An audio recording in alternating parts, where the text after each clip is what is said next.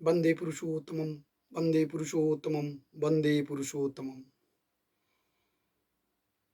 परम प्रेम श्री श्री ठाकुर अनुकूल चंद्रकर पाद पद्म मोर कोटि कोटि प्रणाम। श्री श्री लक्ष्मी बड़वांकर पाद पद्म कोटि कोटि प्रणाम।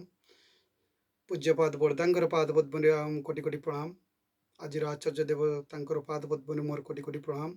एवं उपस्थित ऋतिक देव तथा अन्य कर्मी बंधु समस्त को मोर अंतरर प्रणाम।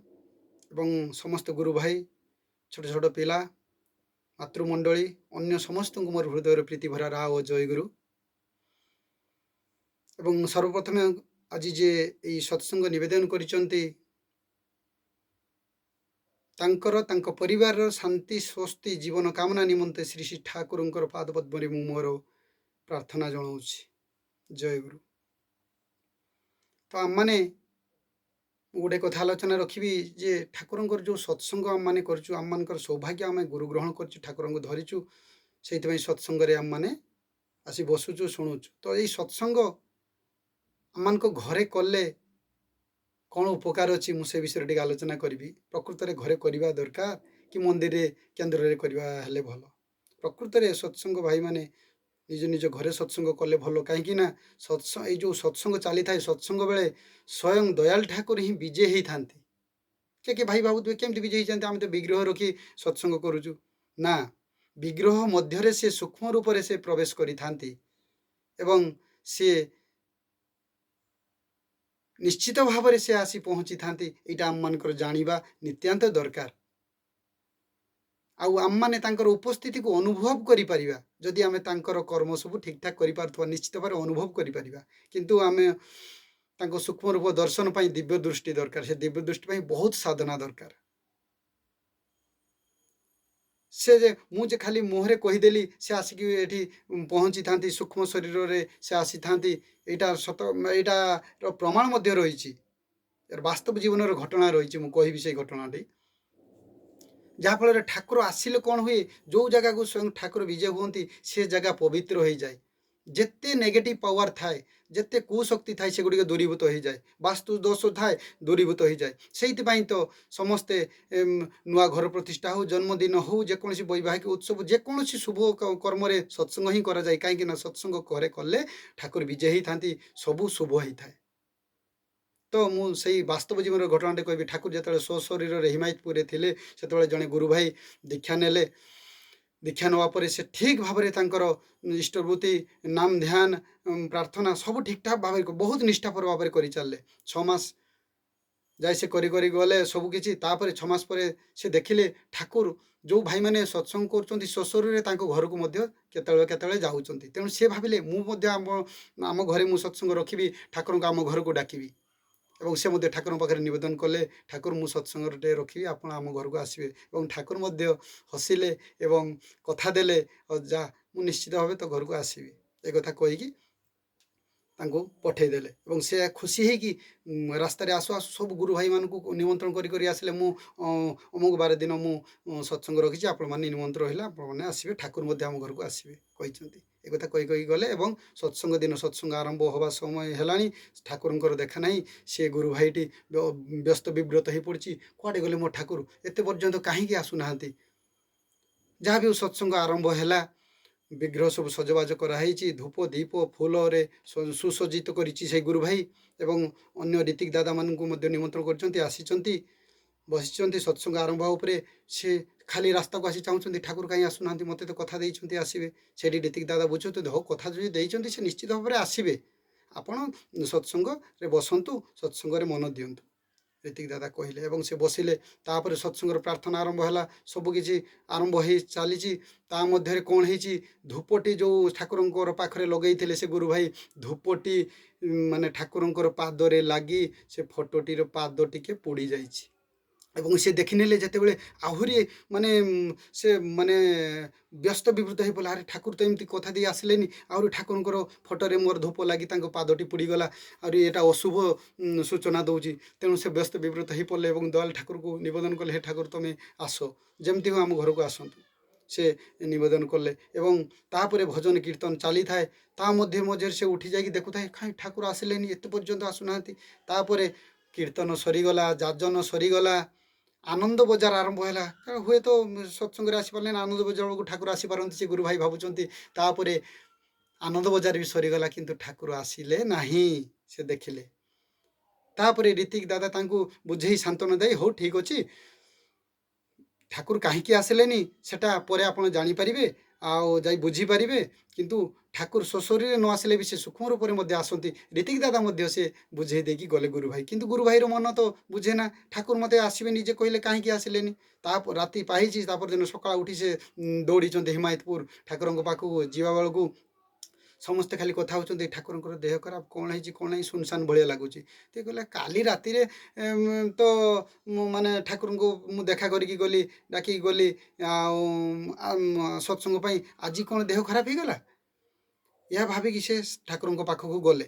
ଠାକୁରଙ୍କ ପାଖକୁ ଯାଇ ଦେଖିଲା ବେଳକୁ ନା, ଠାକୁର ବସିଛନ୍ତି ଏବଂ ପାଦରେ ଟିକେ ବ୍ୟାଣ୍ଡେଜ୍ ହେଇଛି।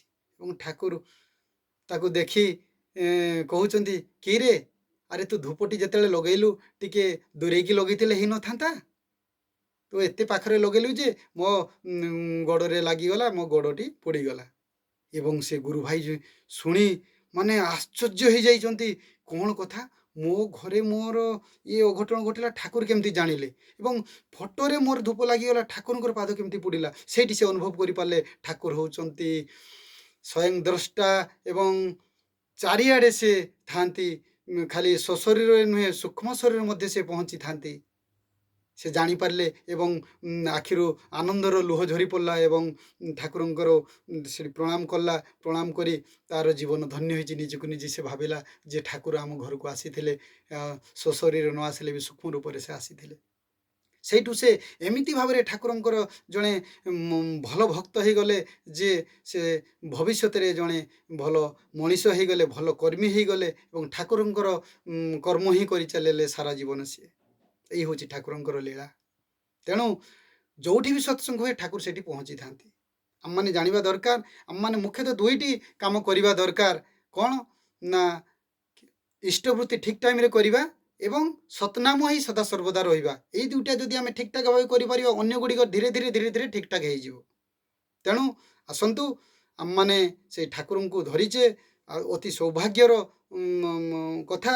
ତ ଆମମାନେ ସେଇ ଠାକୁରଙ୍କୁ ଖାଲି ଧରିଲେ ହେବନି, ଠାକୁରଙ୍କର ଯେ ଯେଉଁ କର୍ମ ଗୁଡ଼ିକ ରହିଛି ସେଗୁଡ଼ିକ କରିବାର ଅଛି, ଠାକୁରଙ୍କର ନିର୍ଦ୍ଦେଶକୁ ପାଳନ କରିବାର ଅଛି। ଜଣେ ଯେ ଖାଲି ସ୍କୁଲକୁ ଗଲେ ଯେ ସେ ଖାଲି ତାର ଶିଷ୍ୟ ହେଇଯାଏ, କି ଜଣେ ଗୁରୁ ଗ୍ରହଣ କରିନେଲେ ଯେ ସେ ହେଉଛି ଶିଷ୍ୟ ହେଇଯାଏ, ତା ନୁହେଁ। ଗୁରୁଙ୍କର ଶିଷ୍ୟଙ୍କର ଗୁରୁଙ୍କର ଏବଂ ଶିକ୍ଷକଙ୍କର ଆଦେଶକୁ ମାନି ଚାଲିବାଟା ହେଉଛି ମୁଖ୍ୟ କଥା। ମାନିଲେ ଯାଇ ଆମମାନଙ୍କର ଯେଉଁ ଦୀକ୍ଷା ନେଇଛୁ ସେଇ ଦୀକ୍ଷାଟି ଆମର ସାର୍ଥକ ହୋଇ ଉଠିବ। এই ସତନାମରେ ଏତେ ଶକ୍ତି ଅଛି, ମାନେ କହିଲେ ଆପଣମାନେ ବିଶ୍ୱାସ କରିବେନି। ସମୟ ତ ସୀମିତ ସତ୍ସଙ୍ଗର, ତଥାପି ମୁଁ ଆଉ ଗୋଟିଏ କଥା ଖାଲି ଛୋଟ କଥାଟେ କହିବି। ସତନାମରେ ଏତେ ଶକ୍ତି ଅଛି, ଗୋଟିଏ କଥା କହିବି। ବିହାରର ଭାଗଲପୁରର କଥା। ସେଠି ମାସିକା ପତ୍ରିକା ଥାଏ ଗୋଟେ, ରୀତାୟନ ସେଇ ବହିରେ ବାହାରିଥିଲା। ଜଣେ ଦାଦା ସାଥିରେ ମୁଁ ଆଲୋଚନା କରୁଥିଲି, ଦାଦା କହୁଥିଲେ, ଶୁଣିଥିଲି, ସେଇଟା ମୁଁ କହୁଛି ଯେ ଭାଗଲପୁରର ଜଣେ ବିହାର ଭାଗଲପୁର, ସେଇଥିରେ ରାଜନନ୍ଦନ ଭଳି ଜଣେ ପିଲା ଥାଏ, ୟଙ୍ଗ ପିଲା। ସେ ପାଠ ପଢ଼େ, କଲେଜରେ ପଢ଼େ, ସଦାସର୍ବଦା ସେ ନାମ ଜପ ହେଇକି ରହିଥାନ୍ତି, ଗୁରୁଙ୍କର ଦୀକ୍ଷା ଗ୍ରହଣ କରିଥାନ୍ତି। ଏବଂ ସେଦିନ ତାଙ୍କର ଏକ୍ଜାମ୍ ଅଛି। ସେ ଏକ୍ଜାମ୍ ଦିନ ସକାଳୁ ସେ ଉଠି ପଡ଼ିଛି, ସବୁ ନିତ୍ୟକର୍ମ ସାରି ଠାକୁରଙ୍କର ଇଷ୍ଟପତି ସବୁ ସାରି ଦେଇଛନ୍ତି। ତାପରେ ଶୀଘ୍ର କାମ ସାରିଯାଇଛି, ଯେତେବେଳେ ବାହାରିକି ଯିବ ସେ ସେଇଠୁ ଘର ପାଖରୁ ତାଙ୍କର କଲେଜକୁ ଯାଏ, 1 ଘଣ୍ଟା ଟାଇମ୍ ଲାଗେ, ସାଇକେଲିଂ କରିକି ଯାଏ ସେ। ତ ଦେଖିଲା ସେ 8ଟା ହେଇଛି, 8ଟାରେ ସବୁ କାମ ସରିଯାଇଛି, 10ଟାରେ ଯାଇ ଏକ୍ଜାମ୍। 1 ଘଣ୍ଟା ମୋର କାହିଁକି ନଷ୍ଟ ହେଇଯିବ, ମୁଁ ଟିକେ ନାମ ଧ୍ୟାନ କରିଦିଏ। ସେ ଘରେ ନାମ ଧ୍ୟାନରେ ଠାକୁରଙ୍କ ବିଗ୍ରହ ଆଗରେ ବସି ନାମ ଧ୍ୟାନ ଚକ୍ର ଫଟକ ରଖି ନାମ ଧ୍ୟାନରେ ବସିଗଲେ ଏବଂ ଏତେ ନାମ ଧ୍ୟାନରେ ଲିପ୍ତ ରହିଗଲା ଯେ 1 ଘଣ୍ଟା ଜାଗାରେ 2 ଘଣ୍ଟା ସିଏ ନାମ ଧ୍ୟାନ କରିଦେଲେ। ତାପରେ ହଠାତ୍ ତାଙ୍କର ଧ୍ୟାନରୁ ଫେରିଛନ୍ତି, ଦେଖିଛି ଦିନ 10ଟା ହେଇଯାଇଛି। ଆରେ ମୋର ଏକ୍ଜାମ୍ ତ ଆରମ୍ଭ ହେଇଯିବ 10ଟାରେ, ମୋତେ ତ ଏଠୁ ଯିବା ପାଇଁ 1 ଘଣ୍ଟା ଟାଇମ୍ ଲାଗିବ। ସେ ବ୍ୟସ୍ତ ବିବ୍ରତ ହୋଇ ସାଇକେଲ ଧରିକି ଠାକୁରଙ୍କର ନାମ ନେଇ ପୁଣି ଚାଲିଛନ୍ତି, ସାଇକେଲ ମାଡ଼ିଛନ୍ତି, ଖୁବ୍ ଜୋରରେ ଯାଇଛନ୍ତି। ପହଞ୍ଚିଲା ବେଳକୁ ସେ ଧଇଁ ସଇଁ ହେଇଯାଇଛନ୍ତି, ସାଇକେଲ ରଖି ଦେଇକି ଯାଇଛନ୍ତି। ପରୀକ୍ଷା ସେତେବେଳକୁ ଦେଖନ୍ତୁ 1 ଘଣ୍ଟା ପାଖାପାଖି ହେଇଗଲାଣି, ନାହିଁ 11ଟା ହେବା ପାଇଁ ଗଲାଣି। 1 ଘଣ୍ଟା ଯାଇ ତାର ସମୟ ନା ପହଞ୍ଚିବା ପାଇଁ ଘରୁ କଲେଜ। ତ ଯାଇ ପହଞ୍ଚିଛନ୍ତି, ଦୁଆର ମୁହଁ ପାଖରେ ଯାଇକି ସେ ପହଞ୍ଚି ଯାଇଛନ୍ତି। ଏବଂ ଯେ ଗେଟ୍ କିପର ଯେ ଅଛି, ଯେ ପିଅନ ଅଛି, ସେ ପିଅନ କହୁଛି, ଆରେ ତୁ ଏତେ ଧଇଁ ସଇଁ ତୁମେ କ'ଣ ପାଇଁ ହେଉଛ?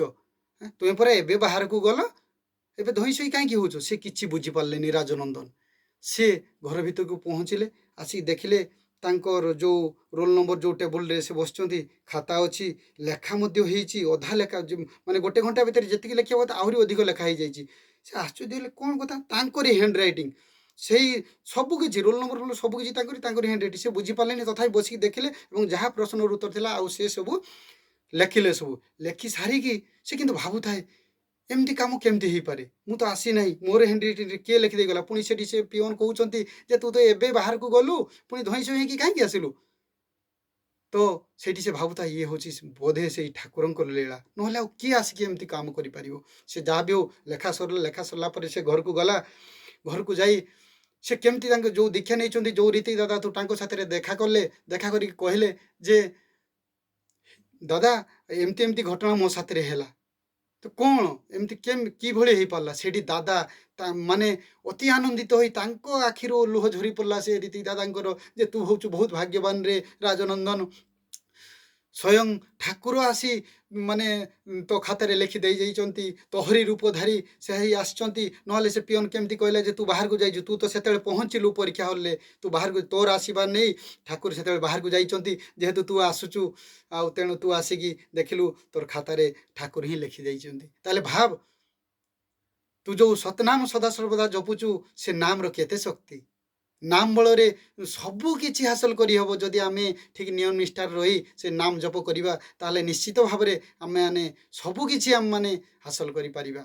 ସତ୍ ମାର୍ଗରେ ସତ୍ ଚିନ୍ତା ଯଦି କରିବା, ଆମେମାନେ ଠାକୁରଙ୍କର ସବୁକିଛି କର୍ମ ଯଦି ଧୀରେ ଧୀରେ ଠିକ୍ କରିବା, ଆମମାନେ ସବୁକିଛି ଠିକ୍ଠାକ୍ ହେଇପାରିବ। ଠାକୁରଙ୍କର ଆଶୀର୍ବାଦର ପ୍ରାପ୍ତ ଆମମାନେ ନିଶ୍ଚିତ ଭାବରେ ହେଇପାରିବ। ତେଣୁ ଆସନ୍ତୁ ଆମମାନେ ସେଇ ଦୟାଳ ଠାକୁରଙ୍କୁ ଗ୍ରହଣ କରିବା, ତାଙ୍କରି ନାମ ଧ୍ୟାନ କରିବା, ତାଙ୍କର ଇଷ୍ଟପତି କରିବା, ତାଙ୍କର ଡିପି ୱାର୍କ କରିବା, ତାଙ୍କରି ନିର୍ଦ୍ଦେଶକୁ ମାନି ଚାଲିଲେ ଆମମାନେ ମଧ୍ୟ ନିଶ୍ଚିତ ଭାବରେ ଭଲରେ ସୁଖରେ ରହିପାରିବା। ତ ଯାହା ବି ହଉ, ସମୟ ସୀମିତ, ଆଉ ଅନ୍ୟ ଭାଇମାନେ ଅଛନ୍ତି, ଦାଦାମାନେ ଅଛନ୍ତି କହିବେ। ତେଣୁ ମୁଁ ଏତିକି କହି ମୁଁ ମୋର ବକ୍ତବ୍ୟ ସାଙ୍ଗ କରୁଛି। ବନ୍ଦେ ପୁରୁଷୋତ୍ତମମ୍, ବନ୍ଦେ ପୁରୁଷୋତ୍ତମମ୍, ବନ୍ଦେ ପୁରୁଷୋତ୍ତମମ୍। ଜୟ ଗୁରୁ।